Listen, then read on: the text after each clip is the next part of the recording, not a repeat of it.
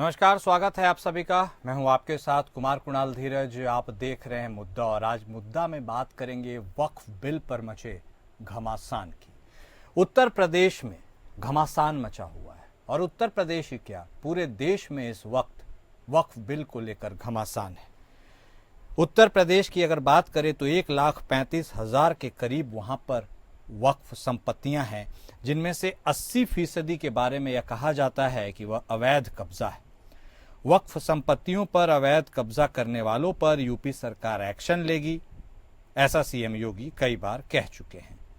हालांकि समाजवादी पार्टी वक्फ संशोधन बिल के खिलाफ खड़ी है। अखिलेश यादव की पार्टी संसद में इस बिल का विरोध कर रही है। सीएम योगी ने कहा था कि पहले वक्फ जिस जमीन को अपना कह देता था वो जमीन उसकी हो जाती थी, लेकिन अब ये नहीं चलेगा। अब कोई वक्फ के नाम पर संपत्ति पर कब्जा नहीं कर सकता है। उन्होंने वक्फ संशोधन बिल को आज की जरूरत बताया था।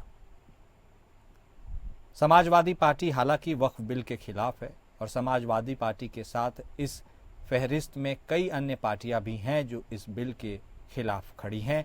लेकिन सत्ताधारी पार्टी, सत्ता पक्ष के साथ सहयोगी तमाम गठबंधन में अन्य पार्टियां फिलहाल फौरी तौर पर यदि देखा जाए तो इस बिल के साथ खड़ी है।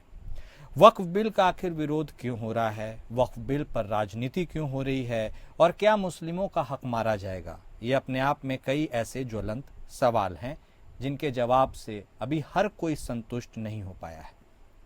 हालांकि क्या वक्फ विधेयक इस बार सदन में पास हो जाएगा? क्या इसके ऊपर गर्मा गर्म बहस आज जिसकी शुरुआत होनी है वह होगी, और इसका अंजाम क्या होगा, इस पर सबकी निगाहें टिकी हुई है।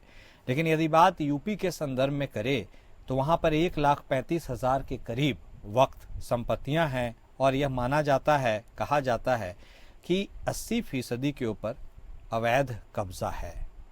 और यूपी सरकार यह कहती है, योगी आदित्यनाथ ये कहते हैं कि इसके ऊपर कार्रवाई होगी, यूपी सरकार एक्शन लेगी।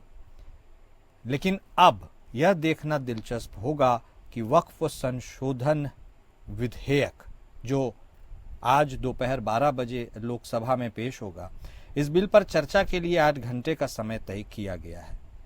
उसके साथ ही साफ तौर पर वक्फ संपत्तियों पर अवैध कब्जा करने के यूपी सरकार के एक्शन मोड पर कई लोग इसके खिलाफत में भी खड़े नजर आ रहे हैं, खासकर विपक्षी पार्टियां।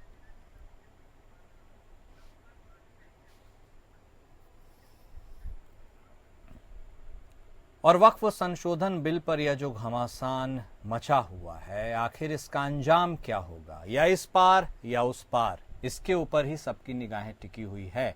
खासकर मुस्लिम पक्ष यह समझता है कि उनके साथ अन्याय किया जा रहा है। इस पर आज हम चर्चा करेंगे। हमारे इस चर्चा में हमारे साथ खास मेहमान शामिल हो चुके हैं। हमारे साथ समाजवादी पार्टी के तरफ से बतौर प्रवक्ता संत कुमार पासी साहब जुड़ चुके हैं, तो वहीं हमारे साथ भारतीय जनता पार्टी के तरफ से बतौर नेता सूर्या मैथिल साहब जुड़ चुके हैं। आप दोनों खास मेहमान का स्वागत है।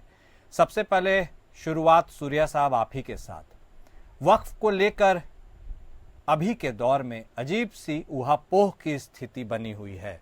क्या इसको लेकर जो क्लैरिटी होनी चाहिए मुस्लिम समुदाय के अंदर, क्या उनके पास नहीं है?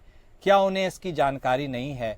क्योंकि आप यानी सत्ता पक्ष ये दावा करती है कि उनके हक के लिए ही यह कानून संभवतः बनाया जाएगा, लेकिन उन्हें एतबार नहीं है कि आप उनके हक के लिए काम कर रहे हैं।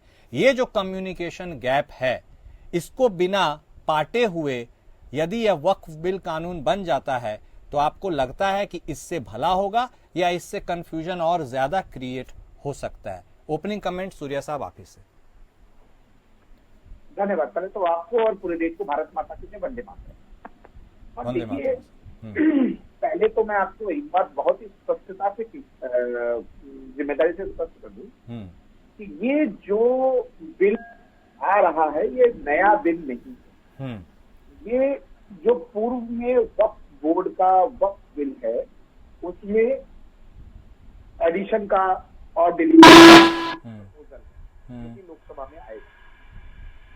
इसके ऊपर जेपीसी ज्वाइंट पार्लियामेंट्री कमेटी है और स्वतंत्र भारत के इतिहास में लोकतांत्रिक व्यवस्था में सबसे ज्यादा सुझाव प्राप्त करने वाला, सबसे समय लेने वाला बिल यदि कोई था, जो अमेंडमेंट बिल, वो वक्फ बिल था। अब इसमें समझने वाली बात ये है कि इसके अंदर कुछ भ्रम फैलाए जाए।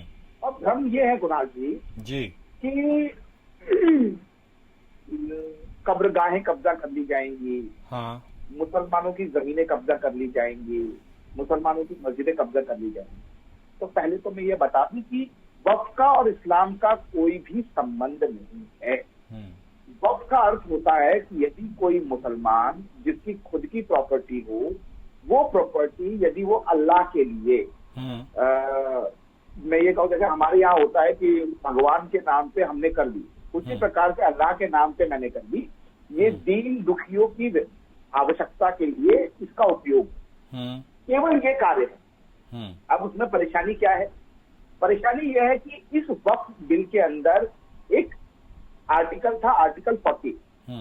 आर्टिकल 40 में राइट टू बिलीव के नाम से एक लाइन थी कि यदि मेरा नाम सूर्य प्रकाश है, यदि मेरा नाम सलीम होता जी, और मुझे ये पता होता कि ये जो जमीन, फर्ज कीजिए एपीएन की जो प्रॉपर्टी है, इस एपीएन की प्रॉपर्टी जो ये बनी हुई है बिल्डिंग, इसकी जमीन जो है मेरे दादा के नाम पे थी और बाद में ये किसी और के नाम पे चली गई, लेकिन ये मेरा बिलीव है कि ये मेरी प्रॉपर्टी थी और मैं इसको वक्फ करता, तो वक्फ बोर्ड ना तो कोई कागज मांगता, ना ही कोई दस्तावेज मांगता, वो सीधा सीधा एपीएन को नोटिस करता कि आपको ये जमीन जो है खाली करनी पड़ेगी, ये वक्फ। अब ये जो अधिकार है वक्फ बोर्ड के पास में, ये बहुत ही हैरानी वाला है। एक उदाहरण देता हूं, तमिलनाडु का त्रिची जिला, पेरम्बदूर जिला, त्रिची गांव, वहां पर 1200 साल पुराना सूर्य मंदिर था। उस सूर्य मंदिर को वक्फ कर दिया गया, 1200 साल पुराना, जहां पर 1200 साल से लगातार पूजा हो रही थी। ऐसी कर्नाटक के कई किसानों के 400-500 किसानों की जमीन को वक्फ किया गया। उसके अलावा देश के राष्ट्रपति भवन, संसद, उसके अलावा मैं ये कहूँ कि कई ऐसी पुरानी जो प्रॉपर्टीज हैं, इलाहाबाद हाईकोर्ट ले लीजिए, उन सबको वक्फ कर दिया गया और वक्फ बोर्ड ने नोटिस कर दिया। तो ये जो कुरीति, ये जो गलत आर्टिकल है, इसको अमेंडमेंट करना है कि राइट टू बिलीव की जगह पे आपको डॉक्यूमेंट सबमिट करने पड़ेंगे प्रॉपर। ये जो प्रॉपर्टी है अगर आपकी है तो आप वक्त कीजिए, ठीक है, इसमें कोई रोक टोक नहीं। इसका मतलब आप कहना चाह रहे हैं कि जो कुरीतियां हैं उन सारी चीजों को, विसंगतियों को दूर करने की जरूरत। आएंगे सर, आपके पास आएंगे, जरूर आएंगे। थोड़ा सा बात कर लेते हैं, पासी साहब भी हमारे साथ जुड़े हैं। पासी साहब देखिए, साफ तौर पर सूर्या साहब का कहना है भारतीय जनता पार्टी की तरफ से जो विसंगतियां हैं हम उन्हीं को तो दूर कर रहे हैं। जो बेजा इस्तेमाल किया जा रहा था, जो अनाधिकृत कब्जा था, उसको हम हटाने की कोशिश कर रहे हैं और मुस्लिम पक्ष के हित में ही यह बिल है। ऐसे में तमाम बारीक पहलू हैं, जेपीसी का भी उन्होंने जिक्र किया, लेकिन जेपीसी में जो अन्य सदस्य थे वो कहे भाई हमारी तो सुनी ही नहीं गई, डिसेंट नोट लगा करके फिर उन्होंने छोड़ दिया। आपको ऐसा लगता है संत कुमार पासी साहब कि जिस विसंगतियों की ओर इशारा कर रहे हैं बीजेपी के प्रवक्ता, वाकई में विसंगतियां हैं या फिर यह फैसला मुस्लिमों के खिलाफ में है? देखिए कुणाल जी, जब इनकी सरकार 98 से 99 तक थी, 1998 से 99 तक थी, उस समय प्रधानमंत्री जो है वो स्वर्गीय अटल बिहारी वाजपेयी थे। फिर एक मत से इनकी सरकार गिरी 99 में, दोबारा फिर लोकसभा चुनाव हुए और 99 में फिर इनकी सरकार बनी जो 2004 तक चली। ठीक है। तब इनको याद नहीं आया था कि वक़्फ़ उसमें जो है संशोधन करना है, वक़्फ़ बिल लाया जाए। तब ये क्यों नहीं लाए थे? तब आखिर इनको उसकी कमियां नहीं दिखाई दी थी और इस समय उसमें इनको कमियां दिखाई दे रही हैं। दरअसल जैसे ये वन नेशन वन इलेक्शन का इन्होंने मुद्दा बनाया, उसके बाद ये बिल लाए और बिल गिरी, ये तो आप जान ही रहे हैं ना।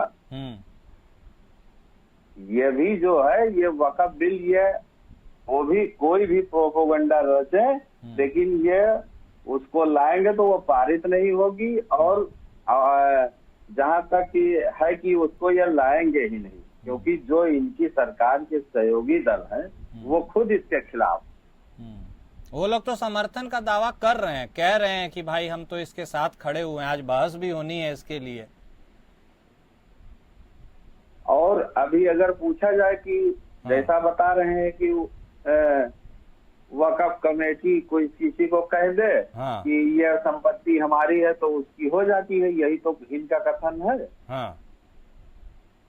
तो हमने तो नहीं देखा कहीं कहा हो कमेटी ने कि यह संपत्ति हमारी है उसकी हो गई है, हो जाती हो।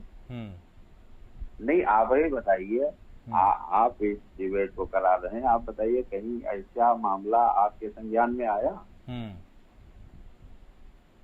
नहीं आया हो तो बताइए, ना आया हो तो कोई तो छोड़ दीजिए।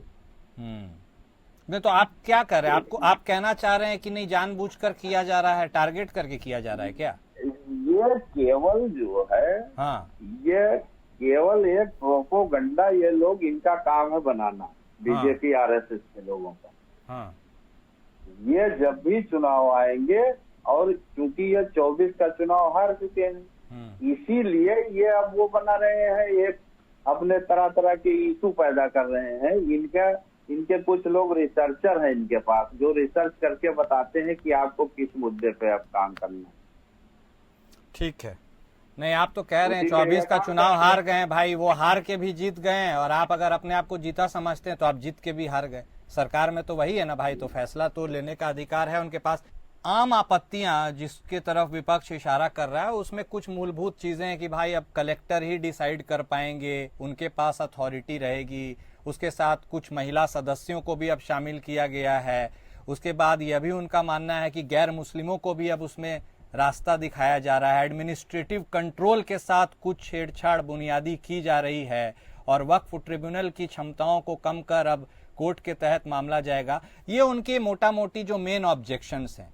तो आपको लगता है कि ये ऑब्जेक्शंस तर्क संगत हैं? आपको लगता है कि इन ऑब्जेक्शंस में कुछ दम है, या फिर इन ऑब्जेक्शंस को खत्म करके आगे का रास्ता प्रशस्त करना ही एक्चुअल में अब जरूरत है उसकी? देखिए कुमार जी, पहले तो मैं समाजवादी पार्टी के जो प्रवक्ता या नेता आपने बैठा रखे हैं उनसे कहूंगा कि पढ़ के आया है। पढ़ाई अत्यंत आवश्यक होती है। केवल मुस्लिम तुष्टीकरण की राजनीति से आप ना तो टीवी डिबेट में बैठकर जनता को अपनी बात पहुंचा पाएंगे, और ना ही आप जनता के दिल में घर कर। मैं एक ताजा उदाहरण देता हूँ, विजयपुरा जो कि कर्नाटक के अंदर है। अच्छा सुन लीजिए पासी साहब, सुन लीजिए ना। अच्छा ठीक है, पासी साहब को आप ही सुन लीजिए। सूर्या साहब, अब देखिए वैसे भी विपक्ष को आपत्तियां हैं बहुत सारी, वो कहते हैं कि आप लोग भाई सुनते ही नहीं हो। सदैव आपत्तियां रहती हैं। सुन लीजिए, एक मिनट आप ही सुन लीजिए, बोलिए पासी साहब।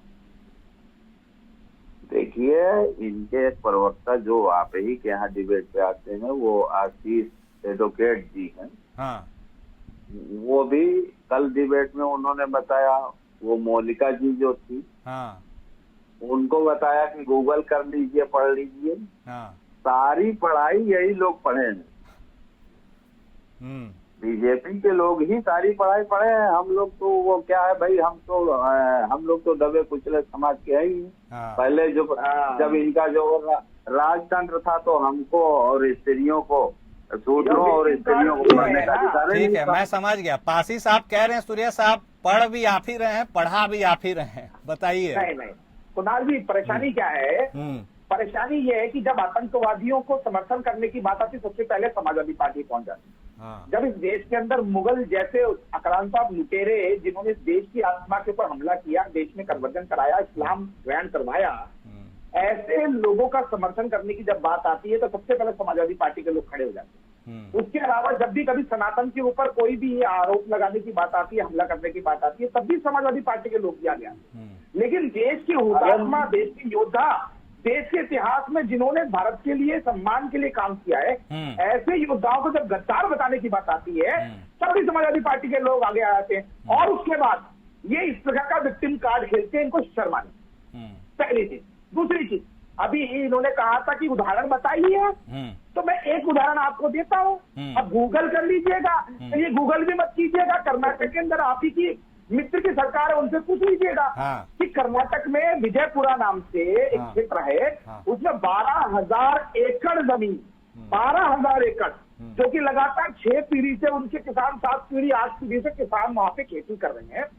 उस जमीन को वक्फ कर दिया गया और वक्फ ट्रिब्यूनल वहां पहुंच गया कि ये जमीन हमारी है, इसको खाली करो। और जब उन्होंने अपनी 6 पीढ़ी का कागज दिखाए तो वो ट्रिब्यूनल के अंदर गए।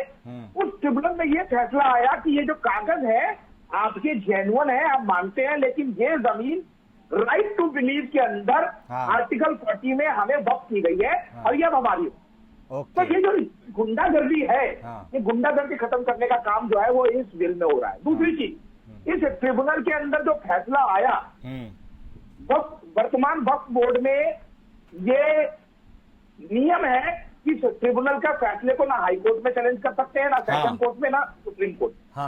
अब जो होगा कि कोई भी ट्रिब्यूनल कोई भी फैसला दे, उसको सुप्रीम कोर्ट में, हाई कोर्ट में अब चैलेंज किया जा सकता है। और एक और बात, पहले वक्त जो है वो आदेश देता था कलेक्टर को, ये जमीन हमारी है और इस जमीन को खाली करवाओ। और मैं कहूं डीएम ना उस समय में बाउंडेड होते थे, चाहे वो सच है चाहे झूठ है। अगर ट्रिब्यूनल ने कह दिया कि जमीन हमारी तो हमारी। अब जो होगा वो ये होगा कि जब ट्रिब्यूनल कहेगा कि ये जमीन हमारी है, इसको वक्फ किया गया है, तो उस समय पावर होगी कलेक्टर को कि कृपया करके आप कागज प्रोड्यूस करें कि ये जमीन वक्फ किसने की है, सलीम ने की है, अंसार ने की है या अब्दुल ने की है। तो उस जमीन के कागज लेके आओ भैया कि ये जमीन आपकी है। कागज दिखाना पड़ेगा। कागज दिखाने पड़ेंगे। अब ये जो आदत रही है ना इन लोगों की कि भैया कागज तो हमारी बकरी खा गई, बकरी को हमारे अब्बा हुजूर खा गए, अब हम कागज कहाँ से दिखाएं? पासी साहब देखिए, ये ठीक है, समझ गए सूर्य साहब। पासी साहब अब आप ही के पास आ रहे, कागज दिखाना होगा कह रहे हैं वो। कागज दिखाने का चैप्टर सीए एनआरसी से शुरू हुआ और अब इसकी एक पुनरावृत्ति है, वक्फ को लेकर के भी कागज तो दिखाना पड़ेगा। बताइए। देखिए सर, हमारा कहना ये है कि वक्फ, इनके मुताबिक वक्फ सबकी संपत्ति हड़प कर लेता है, जमीन हड़प कर लेता है। ये बीजेपी के प्रवक्ता जी हमको ये बतावें, इनकी सरकार केंद्र में भी है और उत्तर प्रदेश में भी, डबल इंजन की सरकार। या ये दावे के साथ कह सकते हैं कि उत्तर प्रदेश में या और कहीं भारत के किसी राज्य में या किसी जिले में कमजोरों की जमीन पे सभी लोगों, जो लोग कब्जा किए हुए थे, सबका कब्जा हटवा दिया इन्होंने। तो ले लीजिएगा। हम कागज भी देंगे इनको, मेरी जमीन कब्जा है, मेरी जमीन कब्जा है, मैं कागज भी दूंगा, खसरा भी दूंगा, खतौनी भी दूंगा, लैंड का मैप भी दूंगा। इनमें दम है कि ये मुझको दिला देंगे? ये जवाब देंगे, बोल रहे हैं सूर्या साहब, जवाब दे रहे हैं। बोलिए सूर्या साहब। देखिए, पहले तो मैं बहुत ही जिम्मेदारी से कहना चाहता हूं कि उत्तर प्रदेश के अंदर 1.25 लाख से ज्यादा वक्फ प्रॉपर्टीज है, जैसा कि आपने भी शुरुआत में बताया। ठीक है। और मैं आपको ऑन रिकॉर्ड बता रहा हूं कि असदुद्दीन ओवैसी ने भरे मंच से ये बोला था कि अरे मुसल्लम इल्मान वालों एक हो जाओ, वरना जो 1.25 लाख प्रॉपर्टीज उत्तर प्रदेश में है उसमें से 90% मतलब 1,10,000 1,11,000 प्रॉपर्टीज के कागज ही नहीं है उनके पास में। उन्होंने कब्जा कर रखी है, अगर उसके कागज चेक हो जाएंगे तो वो प्रॉपर्टीज हाथ से निकल जाएंगी। यानी सूर्य प्रकाश की जमीन जो वक्त ने कब्जा कर रखी है, वो जमीन जो है वो हाथ से वक्त के निकल जाएगी और वो सूर्य प्रकाश को वापस मिल जाएगी। इसी प्रकार पासी जी ने जो कहा, मैं आपको चैलेंज करता हूँ पासी जी, तो माननीय मुख्यमंत्री जी का मुख्यमंत्री सहायता पोर्टल है, आप पुलिस में कंप्लेंट कीजिए। अगर आपका मामला अदालत में कहीं पर न्यायाधीन नहीं है, तो अदालत में विचाराधीन नहीं है, तो आप कंप्लेंट कीजिए। और मैं वादा करता हूँ आपसे, on record APN news channel पे वादा कर रहा हूँ, अगर आपकी जमीन के कागज पक्के हैं, आपकी अपनी जमीन है, उस पर किसी ने कब्जा कर रखा है, तो उसके घर तक पे हम बुलडोजर चलवा देंगे। ये मैं आपसे वादा कर रहा हूँ। आपके शासनकाल में जो कब्जे हुए उनको भी हटाने का काम हम कर रहे हैं। और एक और बात, अभी आपने दबे कुचले वर्ग की बात की थी ना पार्टी जी, तो श्रद्धेय बाबा साहब भीमराव अंबेडकर जी के पंचतीर्थ बनाने का काम यदि किसी ने किया तो भारतीय जनता पार्टी ने किया, जो कि सभी दलित वर्ग के आराध्य हैं, इस देश के संविधान निर्माता है, उसका उनका सम्मान यदि किसी ने किया 70 साल के अंदर तो वो भारतीय जनता पार्टी की सरकार ने किया। इसलिए ये जो कार्ड है ना, ये कार्ड खेलना बंद कर दीजिए। आपके मुंह में दही तब जम गया था जब अयोध्या के अंदर मुहित खान ने एक दलित बच्ची के संग बलात्कार किया, तब आप कहां थे? उसके अलावा कन्नौज के अंदर जब नवाब सिंह यादव ने एक दलित बच्ची के संग, नाबालिग बच्ची के संग बलात्कार किया, तब आप कहां बैठे थे? तब आके जाके थप्पड़ मारा आपने उस नवाब सिंह यादव को। शर्म चाहिए आप लोगों को।